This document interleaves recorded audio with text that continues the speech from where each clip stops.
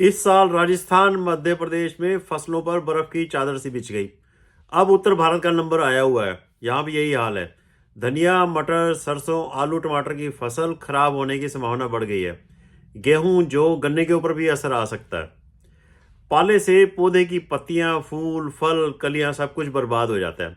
किसानों के हाथ पांव फूल रहे हैं, फसलों में बड़ा नुकसान होने के चांसेस हैं।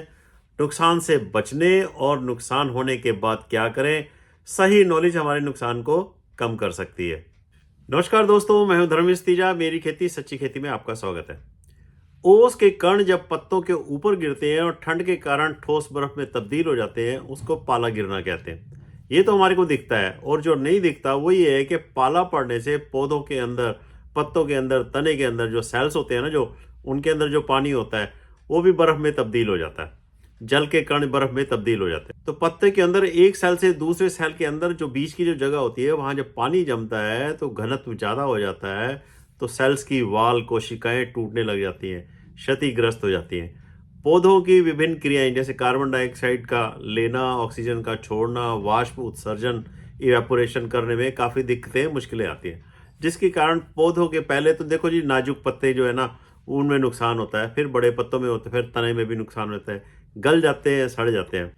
इससे बचाव के कई उपाय हैं जिससे नुकसान को कम किया जा सकता है, बचा जा सकता है। आज की मेरी वीडियो का मकसद भी ये है कि पाले से कैसे बचे। पाला आने से पहले कुछ केमिकल्स उपाय भी बताऊंगा, और अगर पाले का असर कुछ फसल के ऊपर आ गया है तो बाद में फसल के ऊपर क्या करें, पहले पहले क्या करें, कौन से न्यूट्रिएंट्स दें, बाद में क्या करें, ताकि दोबारा फुटाव, हरियाली शुरू हो जाए, नुकसान थोड़ा कम हो जाए। डिटेल में बताऊंगा। देखो, धरती ठंडी होती है तो ओस बर्फ में तब्दील होती है। ओस से फसल को बचाने के लिए कहते हैं कि पॉलीथीन से या पराली से ढक दो। आसान नहीं है। धुआं कर दो, ठंड में इतने बड़े खेत में धुआं करना भी आसान नहीं है। ठीक है जी। फिर कहते हैं जी, रस्सी से दोनों तरफ रस्सी को पकड़ कर उसको ऐसे ऐसे हिलाओ तो ओस जो है ना, पत्तों से नीचे गिर जाएगी। ठंड में ये करना भी आसान नहीं है। एक तरीका, कई तरीके हैं, उनमें से एक ये है कि आप जो है ना, हल्की सिंचाई कर दो, कुछ फायदा होता है। दो तीन आसान तरीके वो बताए थे आपको। पाले से बचने के लिए कुछ दवाइयों की सहायता ली जा सकती है। सल्फर का स्प्रे सबको ही बताता है। 400-500 ग्राम सल्फर ले लो, 80% WDG वाली, तो 150-60 लीटर पानी, मतलब 1% सल्फर का सोल्यूशन आप स्प्रे कर दो। ऐसा करने से फसल का तापमान बढ़ जाता है। पत्ते, तने के अंदर का पानी बर्फ में तब्दील नहीं होता है, ऊपर भी तापमान, मतलब माहौल सा एक बन जाता है। एक बात और क्लियर कर दूं कि सल्फर के स्प्रे का कुछ घंटों तक ही असर रहता है, और पाला पड़ता है रात को, तो स्प्रे हमें शाम के समय करना चाहिए। अब कैसे पता चले कि आज रात को पाला पड़ने वाला है? जब रात का तापमान जो है ना, 4 डिग्री 3 डिग्री से कम होने की संभावना हो, नंबर एक। नंबर दो, ऊपर आसमान साफ हो, क्योंकि जिस दिन बादल होंगे उस दिन ओस नहीं गिरती। नंबर तीन, हवा ना चल रही हो। हवा चलती है तो ओस जो है ना, उसके ऊपर ठहरती कम है, गिर जाती है। तो ये तीन बातें हैं कि तापमान कम हो, आसमान साफ हो और हवा ना चल रही हो, तो पाला पड़ने की संभावना हमारे को आइडिया एक लग जाता है। दो तरीके और बताऊंगा, उनमें से एक तरीका ये है कि आप 2 किलो यूरिया का स्प्रे भी कर सकते हो 100 से 120 लीटर पानी में, उससे भी फायदा होता है। यदि आप हल्की सिंचाई कर रहे हो, सिंचाई की भी रिकमेंडेशन है कि आप हल्का पानी लगा दो, तो उससे पौधों के अंदर का जो पानी है ना, जो बर्फ में नहीं बनता।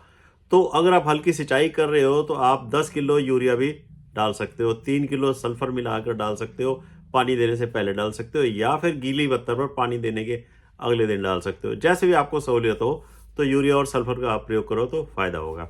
इससे जो है फसल को दोबारा फुटाव करने में, नई जो पत्तियां निकलेंगी या जो बर्ड्स, उसकी जो कलियां जो है अनखिली रहेगी, उनसे फुटाव होने में दोबारा मदद होगी, फसल जल्दी ठीक होगी। एक और फार्मूला मैं बता रहा हूँ आपको, वो गंधक का एक तेजाब होता है, सल्फ्यूरिक एसिड कहते हैं। इसका 1% का आपने स्प्रे करना है, मतलब कि 100 लीटर पानी में 100 ग्राम सल्फ्यूरिक एसिड मिलाकर उसका स्प्रे करना है। इससे भी क्या होगा, सल्फर होती है इसके अंदर, H2SO4 इसका फार्मूला होता है, सल्फर होती है, इससे ना टेम्परेचर बढ़ जाता है।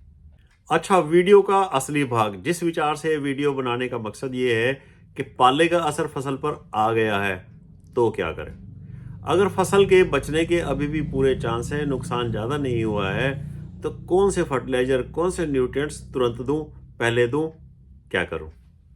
अच्छा देखो जी, गेहूं में, जौ में नुकसान 20% तक हो सकता है। सरसों, जीरा, धनिया, सौंफ, अफीम, मटर, चना, गन्ने में 30 से 40% नुकसान हो सकता है। लेकिन सब्जियों में, आलू में, टमाटर में, बैंगन, मिर्च ना, इसके अंदर जो 40 से 60% तक पाले का नुकसान हो सकता है। अब फ्रूट की फसलों में भी नुकसान हो सकता है।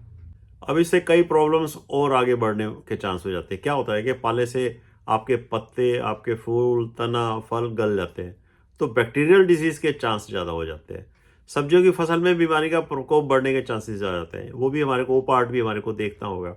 अच्छा, 1% सल्फर का सोल्यूशन मैंने बता दिया, 1% सल्फ्यूरिक एसिड का स्प्रे मैंने बता दिया। माइक्रोन्यूट्रिएंट्स के भी स्प्रे से है ना, पत्तों को दोबारा फूटने में मदद मिलती है। हल्का पानी भी देना चाहिए। तो शुरू में पाले से जो फसल में नुकसान हो गया है, उसमें जो आप न्यूट्रिशन दो वो थोड़ा दो, क्योंकि अभी उसको सहन करने की शक्ति नहीं है, नया फूट होएगी। फिर जब थोड़े से पत्ते फूट जाए, नई बर्ड्स निकल आए, तो आप थोड़ा न्यूट्रिशन ज़्यादा दे सकते हो। इस बात का आपने ध्यान देना है, ठीक है। अच्छा, पाला पड़ गया। अब शुरुआत में मैंने क्या करना है, शुरू में बर्ड्स, कलियां को एक्टिव करने के लिए, पौधे के सेल्स की डिवीजन को एक्टिव करने के लिए, नई शाखाओं बनने के लिए 3 एलिमेंट्स बहुत ज़रूरी है। वो बता देता हूँ आपको। पहला एलिमेंट है बोरोन। बोरोन जो है शाखाओं में सेल डिवीज़न में मदद करेगा, फल फूल की क्वालिटी में हेल्प करेगा, ठीक है जी। तो बोरोन देना है आपने। बोरोन को जो है ना 100 ग्राम प्रति एकड़ से, मतलब 100 ग्राम 100 से 120 लीटर पानी में करना चाहिए, इससे ज़्यादा नहीं करना चाहिए। दूसरा एलिमेंट है फास्फोरस। फास्फोरस हमें मिलता है NPK 1261 है, 05234 है, ठीक है जी। ये भी सेल डिवीज़न के लिए बहुत ज़रूरी है, एनर्जी ट्रांसपोर्ट के लिए बहुत जरूरी है। तो फास्फोरस भी हमारे को स्प्रे करना है, ठीक है जी। अच्छा, तीसरा एक एलिमेंट है, वो है जिंक। प्लांट ग्रोथ हार्मोन की प्रोडक्शन में हेल्पफुल होता है, ठीक बात है। दोबारा बढ़वार के लिए जरूरी है। एक बात और बता दूं आपको, जो फास्फोरस आप डाल रहे हो वो P2O5 फॉर्म में है, फास्फेट फॉर्म में है, तो इसके साथ हम जिंक सल्फेट मिला नहीं सकते, लेकिन चिलेटेड जिंक मिला सकते हैं। तो जब भी आप फास्फोरस के साथ जिंक मिलाओ तो चिलेटेड जिंक का प्रयोग करना। ये 100 ग्राम प्रति एकड़ से ज़्यादा नहीं करना, मतलब कि बोरोन भी 100 ग्राम, जिंक भी चिलेटेड 100 ग्राम, और फास्फोरस जो है ना वो 1261 है, वो जो है 1 किलो लेना है, प्रति एकड़ लेना है। इसके साथ आप एक और चीज़ मिला सकते हो। फुल रिकवरी के लिए आपने सीवीड एक्सट्रैक्ट आते हैं ना, समुद्री शैवाल एक्सट्रैक्ट आ रहे हैं, सागारिका टाइप, वो मिलाने हैं। ह्यूमिक एसिड मिला सकते हो, अमीनो एसिड्स मिला सकते हो, ये हेल्पफुल रहेंगे। मतलब इन तीनों चीज़ों के साथ आप ये चीज़ मिला सकते हो। इनको भी बोरोन, फास्फोरस और जिंक के साथ मिलाकर स्प्रे करें तो फ़ायदा होगा। आपकी अच्छी फसल की कामना करते हुए वीडियो को अंत तक देखने के लिए धन्यवाद। पसंद आई हो तो लाइक करो, शेयर करो, सब्सक्राइब करो। Thank you ji.